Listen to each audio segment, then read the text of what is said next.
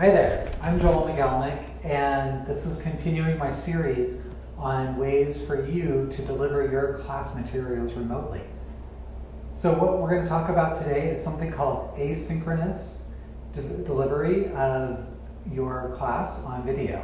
The difference between synchronous, which is right in time, and asynchronous is that synchronous would be like a live class. So you are putting yourself in front of a camera, maybe it's on your computer using a program like Zoom or Teams or even Google Hangouts or FaceTime, versus something that you record previously and show it later. So it's not synchronized with real time. So I'm going to work on asynchronous delivery, and we are never going to use that term again. So the first thing that I want to do before we get started in some tips and tricks on how to do this is talk about the gear that you should have. And I don't want you to be going out and spending tons and tons of money on this, because really you can do this for really cheap or even next to free. So first thing is you need a camera. That's really important, because how else are you going to record your video? I'm actually going to recommend against using your cell phone for a few reasons.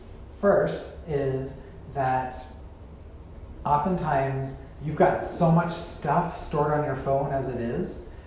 You've got pictures and videos that you're taking, you've got your music, you might have some videos or TV shows, books, or just the apps that fill it up to begin with. All of those things are on your camera now, so it's really possible that you would run out of stuff almost right out of space almost right away. And that's a risk if you're trying to record classes every single day. So maybe you have an old camera, digital camera, in a closet, you've got a friend who's got one, just make sure that it records video. It doesn't need to be high quality, just regular old camera is fine, as long as you have an SD card as well that you can plug into it and then stick onto your computer to edit later. So next, it would be good to have a tripod, because you want something to put the camera on so you can hold it in place, you have a steady shot, and if you're alone and you need to go back and forth to turn it on and off, then you're able to do that really easily.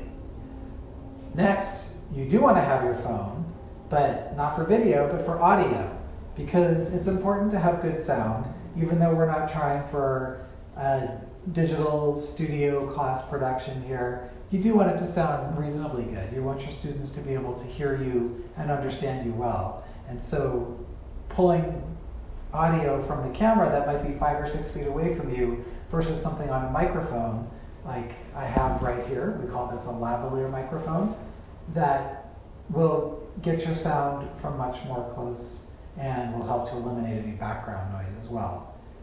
This microphone I have right here, I actually plug it into my phone. These microphones are available at places like Amazon for $12 to $15, so quite cheap and quite useful. You do want to have a high capacity SD card, so at least 16 gigabytes, maybe 32 or 64. That's because if you're recording every day for 45 minutes or an hour, you're going to be filling up that space very quickly. So you're going to want to put it on there, transfer it to your computer, and at some point over the next few days, as you continue to develop more and more of this content, start deleting that stuff from your SD card, and you can have it, if you need it, on the computer. If you wanted to go fully digital from the comfort of your own home to do something synchronous, I know I said I wasn't going to use that word again, but if you wanted to do something live, you could go onto Zoom or Microsoft Teams or even something like Google Hangouts. You probably would want a headset kind of like this, so you get that good sound recording again. And you do want to consider that you don't have as many options for doing things like zooming in, and not a whole lot of more dynamic stuff that you can do. But it is a possibility, and it is easier than getting yourself a camera or a tripod or any of those other things. You can create slide decks, and it's not a bad idea to have a slide deck. I know a lot of times people are using whiteboards or chalkboards for getting their thoughts up on screen, but it might be a good idea just to have those slide decks that you can actually share out with the students while you are putting them on the screen. It is possible, by the way, for you to just create a PowerPoint and then do a voiceover, but then the students aren't getting to see you, and we'll talk about that in a moment as well. You can use PowerPoint, you can use any of these other ones that I discussed. You can use PowerPoint, or you can use Google Presentations, Keynote, even Prezi. The reason that I suggest PowerPoint is that you can actually export your file and have that as images, and then you can place those images, overlay them over to the video of you speaking as you need to throughout the lesson, so the students can see where they are in the flow of your lecture. So it just kind of makes sense to kind of keep those in, and I'll show you in our video where we talk about using an editor, how you can easily just drag and drop those on. So it's just a nice extra little thing to have for your students, and kind of breaks up them just seeing you speaking to them every day. But it is good to have that agenda ready, or knowing what your classroom plan is, and then talk to those slides as well to be able to have a more complete flow and have something for people to follow along. So a few tips. You guys stand in front of your classroom every day. I know it feels like it might be a little bit different because you're in front of the camera. You know, it adds 10 pounds, maybe you don't have the makeup, but just forget about that stuff. We have a goal here, and our goal here is to make sure that our students are learning. You do it every day. You stand in front of them. You stand in front of a class of noisy, unruly people, so standing in front of a piece of machinery really shouldn't be any different. I know sometimes it feels that way, but it's really, really not. It wasn't my favorite thing to create a voiceover PowerPoint and have that be your video for class, but it is quick and dirty.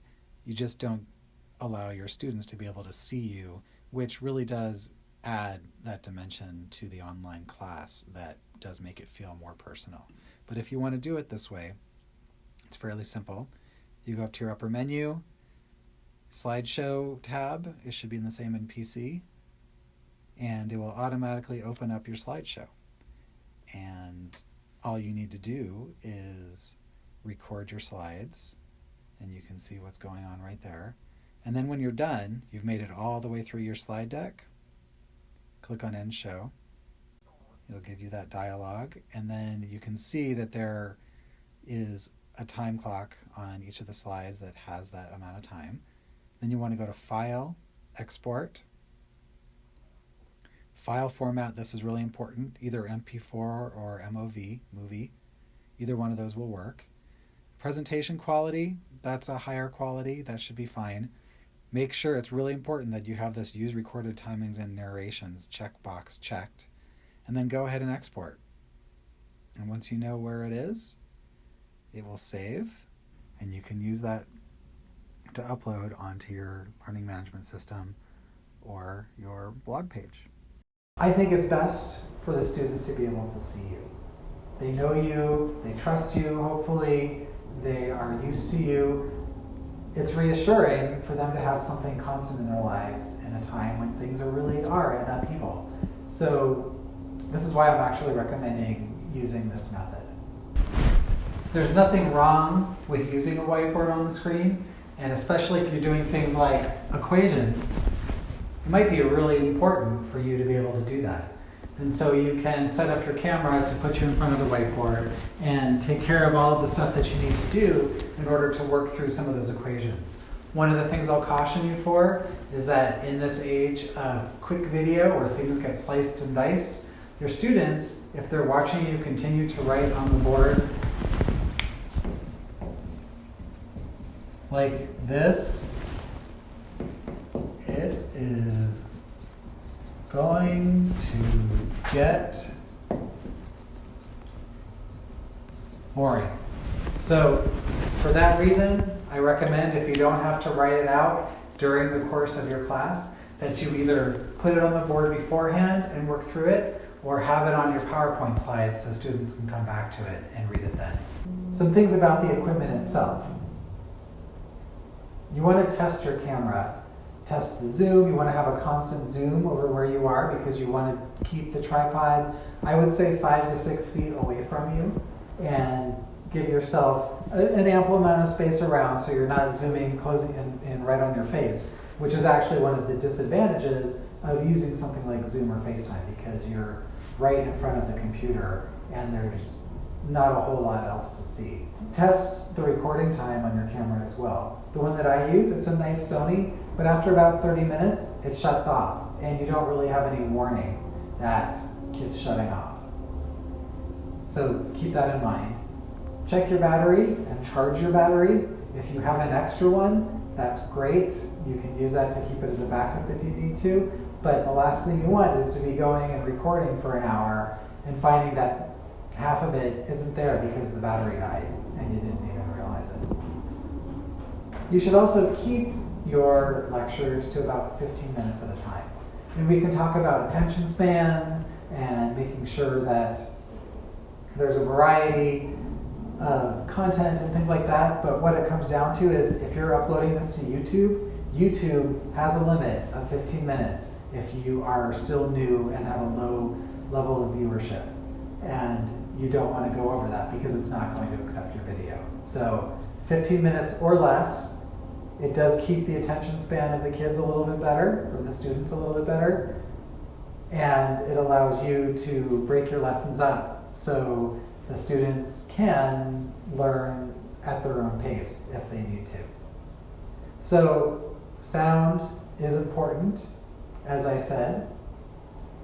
You want to make sure that if you're doing with the microphone and using your phone, that you do have your phone on Do Not Disturb. And this is important for a couple reasons. One, if your phone starts vibrating or ringing, it's going to be a distraction. Two, on some phones, and I know this is the case on the iPhone, is that if something happens, like the phone starts to ring, it automatically stops your recording. And you're not going to find that out until too late. So going on to Do Not Disturb is absolutely important.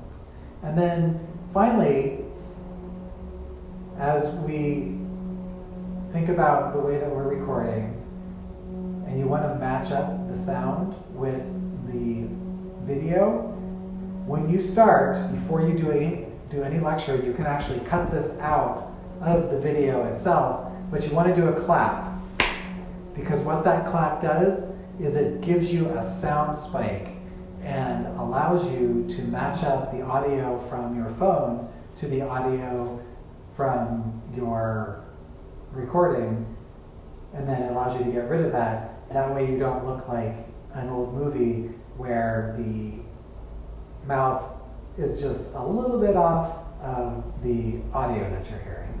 So just a nice way, easy industry fallback that people use in order to make sure that their audio matches up with the video.